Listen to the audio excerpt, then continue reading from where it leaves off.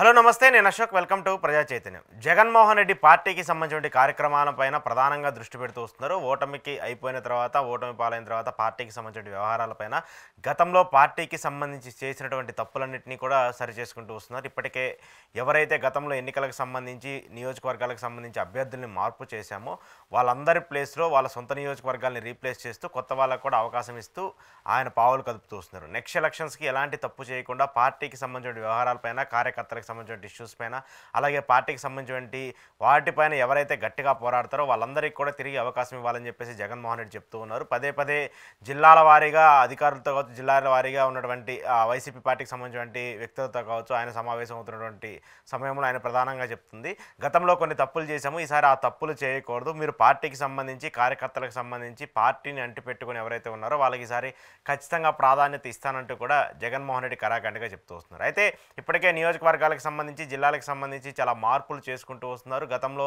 ఎన్నికలకు సంబంధించి 80 మందికి పైగా అభ్యర్థులను మార్చి కొత్త ప్రయోగం చేసినటువంటి జగన్మోహన్ రెడ్డి ఈసారి అలాంటి ప్రయోగాలు చేయకుండా ఇప్పటి నుంచే నియోజకవర్గాల బాట పట్టించి అభ్యర్థులు ఎవరైతే ఉంటారో, అలాగే ఇన్ఛార్జీలు ఎవరైతే ఉంటారో నియోజకవర్గాల్లో పూర్తి స్థాయిలో గ్రౌండ్ లెవెల్లో పార్టీని బలోపేతం చేసే విధంగా దృష్టి పెట్టాలని చెప్పేసి ఆయన ఇప్పటికే దిశానిర్దేశం చేశారు. దానికి సంబంధించి అన్ని నియోజకవర్గాలకు సంబంధించి, అన్ని జిల్లాలకు సంబంధించి ఆయన ఆదేశాలు జారీ చేస్తూ వచ్చారు. కొత్త వ్యక్తులకు కూడా నియామకాలు జారీ చేస్తూ వచ్చింది వైసీపీ పార్టీ. అయితే ఇప్పుడు జిల్లాల వారీగా, జోనల్ వారీగా, ప్రాంతాలకు వారీగా కొంతమంది కీలక నేతలు, సీనియర్ రాజకీయ నాయకులను కూడా జగన్మోహన్ రెడ్డి బాధ్యతలు అప్పచెప్తూ ఉన్నారు. గతంలో వైవి సుబ్బారెడ్డి కావచ్చు, విజయసాయిరెడ్డి కావచ్చు, లేదంటే కొంతమంది కీలక వ్యక్తులు ఎవరైతే పార్టీకి సంబంధించి సజ్జల రామకృష్ణారెడ్డి వాళ్ళు కావచ్చు, ఇలాంటి వాళ్ళందరికీ కూడా జోనల్ వారీగా ఉత్తరాంధ్ర, లేదంటే రాయలసీమ, కోస్తాంధ్ర అంటూ కూడా ఎవరికి వాళ్ళకి కొంత కీలక నియమాలు చెప్తూ వచ్చారు. అయితే గతంలో ఎన్నికల సమయంలో 2019 నుంచి 2024 వరకు ఉత్తరాంధ్ర ఇన్ఛార్జిగా ఉన్నటువంటి వైసీపీ రాజ్యసభ ఎంపీగా ఉన్నటువంటి విజయసాయిరెడ్డి ప్రస్తుతం రాజ్యసభకు వైసీపీ పార్టీకి రాజీనామా చేయడంతో ఆ స్థానం ఎవరికి వెళ్తుంది, ఆ పదవి ఎవరికి వెళ్తుందని చెప్పేసి చాలా ఉత్సాహంగా ఉంటూ ఉన్నారు. ఎందుకంటే విజయసాయిరెడ్డి రాజకీయంగా, పొలిటికల్గా, రాజకీయంగా డైరెక్ట్గా పోటీ చేసి గెలవబోయినప్పటికీ కూడా పార్టీకి సంబంధించిన సిద్ధాంతాలకు సంబంధించి, పార్టీకి నడపడానికి సంబంధించి ఆయన దగ్గర ఉన్నటువంటి క్యాపబిలిటీ కావచ్చు, 2019లో వైసీపీ పార్టీ విజయం సాధించడానికి సంబంధించినటువంటి అంశాలు కావచ్చు, ఇవన్నీ కూడా చాలా గట్టిగా ఉంటూ ఉంటాయి. పార్టీకి సంబంధించినటువంటి ఇష్యూస్ మీద కూడా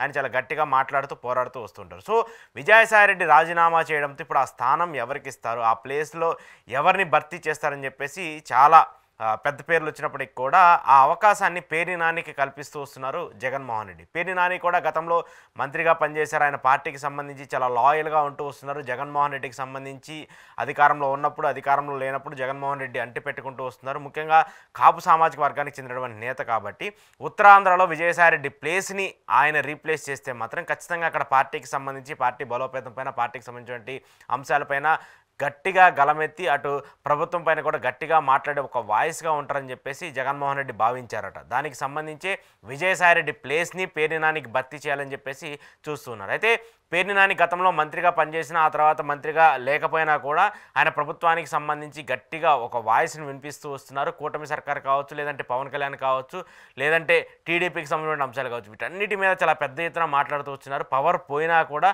ఆయన కొడుకు ఎమ్మెల్యేగా ఓడిపోయినా కూడా ఆయనకి సంబంధించి, ఆయన నియోజకవర్గానికి సంబంధించి కావచ్చు, కృష్ణా జిల్లాకి సంబంధించి కావచ్చు, లేదంటే పార్టీకి సంబంధించిన డిసర్ అంశాలకు సంబంధించి చాలా గట్టిగా, చాలా వాయిస్ ఉన్న వ్యక్తిగా మాట్లాడుతూ వస్తున్నారు. సో విజయసాయిరెడ్డి ప్లేస్ని రీప్లేస్ చేయాలన్నా, విజయసాయిరెడ్డి లాగా రాజకీయం చేయాలన్నా కూడా పేర్ని నానికే సాధ్యమవుతుంది. కాబట్టి పేర్ని నానికి ఈసారి ఉత్తరాంధ్ర బాధ్యతలు ఇవ్వాలని చెప్పేసి జగన్మోహన్ రెడ్డి డిసైడ్ అని చెప్పి తెలుస్తుంది. సో విజయసాయిరెడ్డికి సంబంధించిన ఉత్తరాంధ్ర బాధ్యతలను జగన్మోహన్ రెడ్డి పేర్ని నానికి అప్పచెప్పబోతున్నారు. అయితే ప్రస్తుతం ఉత్తరాంధ్రకు సంబంధించి కొంత రాజకీయంగా వైసీపీ పార్టీలో విభేదాలు కొనసాగుతూ ఉన్నాయి. లోకల్గా ఉన్నటువంటి వ్యక్తులకు సంబంధించినటువంటి కావచ్చు, లేదంటే అక్కడ ఉన్నటువంటి కొన్ని ఇబ్బందులు కావచ్చు, అవన్నీ కూడా వైసీపీని వెంటాడుతూ వస్తున్నాయి. ఆ తర్వాత గతంలో వైవి సుబ్బారెడ్డి కూడా ఉత్తరాంధ్రకు సంబంధించిన ఇన్ఛార్జిగా పనిచేశారు. ఆ తర్వాత ఆయన రీప్లేస్ చేశారు, మళ్ళీ విజయసాయిరెడ్డి వచ్చారు.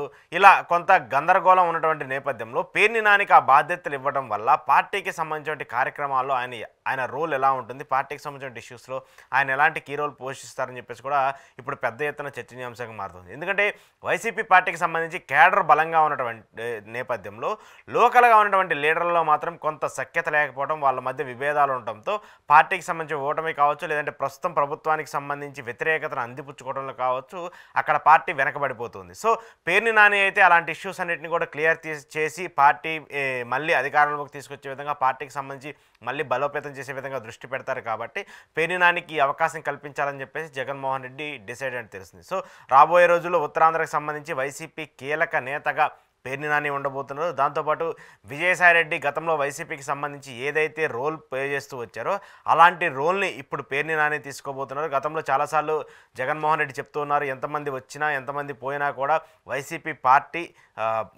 పార్టీ నిలబడుతుంది, కార్యకర్తలు మాత్రమే నిలబడుతున్నారు, వచ్చే వాళ్ళందరూ కూడా పోయే వాళ్ళందరూ కూడా పార్టీకి పెద్ద నష్టం చేకూర్చే అవకాశం ఏమీ ఉండదంటూ కూడా జగన్మోహన్ రెడ్డి పదే పదే చెప్తూ ఉన్నారు. ఇటీవల విజయసాయిరెడ్డి రాజీనామా చేసినటువంటి నేపథ్యంలో కూడా ఆయన అదే మాట చెప్పారు. సో పేర్ని నానికి రోల్ ఇవ్వటం వల్ల ఎవరో పోయినంత మాత్రాన పార్టీకి ఏం జరగదు, కార్యకర్తలకు ఏం జరగదు, ఎలాంటి నష్టం ఉండదనేది మళ్ళీ జగన్మోహన్ రెడ్డి డిసైడ్ అయ్యి ఒక డైరెక్ట్ ఇండికేషన్ నేతలకు ఇచ్చినట్టు అర్థమవుతుంది. పేర్ని నానికి సంబంధించిన ఈ రోల్ని ఆయన ఎలా పోషిస్తారో, విజయసాయిరెడ్డికి సంబంధించిన రోల్ని రీప్లేస్ చేసి ఆయనకి ఇస్తున్నారు కాబట్టి ఆయన అంతే ఇంపాక్ట్, విజయసాయిరెడ్డి ఎంత ఇంపాక్ట్ చూపించారో 2019 ఎన్నికల్లో, రాబోయే ఎన్నికలకు సంబంధించి పేర్ని నాని అంత ఇంపాక్ట్ చూపిస్తారా లేదనేది తెలియాల్సింది. ఏది ఏమైనప్పటికీ పేర్ని నానిని నమ్ముకొని పేర్ని నానికి ఒక గొప్ప బాధ్యతను జగన్మోహన్ రెడ్డి ఇస్తున్నారు. ఆ బాధ్యతను పేర్ని నాని ఎలా నెరవేరుస్తారనేది కూడా చూడాల్సి ఉంది.